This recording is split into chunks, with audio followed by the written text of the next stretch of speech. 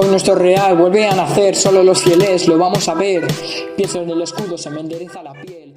Hola futboleros, hola futboleras, vídeo nuevo para comentar el Club Deportivo Sariñena, Club Deportivo Teruel. Y es que en la 15ª jornada de Tercera División, Grupo Aragonés, nos iba a dejar un interesante duelo entre dos equipos que están en la zona alta de la clasificación. Y es que el conjunto turolense que dirige César Lainez se iba a adelantar en el minuto 4 mediante Borja Domínguez. A partir de ahí no iba a haber más goles, pero sí ocasiones y muchas jugadas de peligro, tanto del conjunto monegrino como del Teruel, que intentó defenderse y aumentar un poquito más la renta para no sufrir tanto en los minutos finales del encuentro. Pero bueno, los 3 puntos que viajan a la capital del Tórico y que dejan al conjunto que dirige César Lainez segundo con 35 puntos, a uno del Brea, que va líder.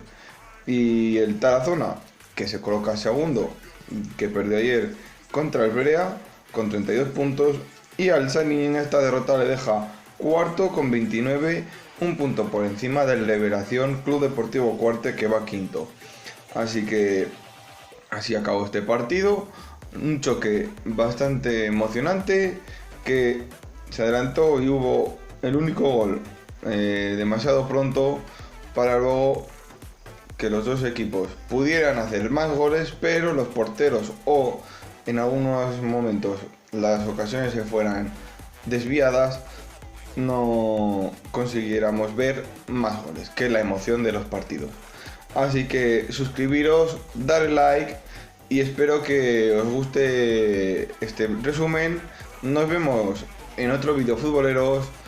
Pasar buena semana futbolística, a disfrutar que tenemos parón de selecciones esta semana.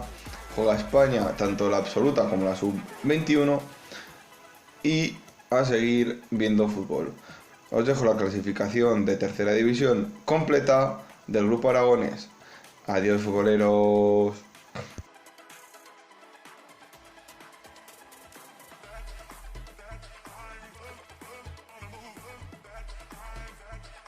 Vamos chavales, mantengan la calma, vamos a salir de esta con nuestras armas.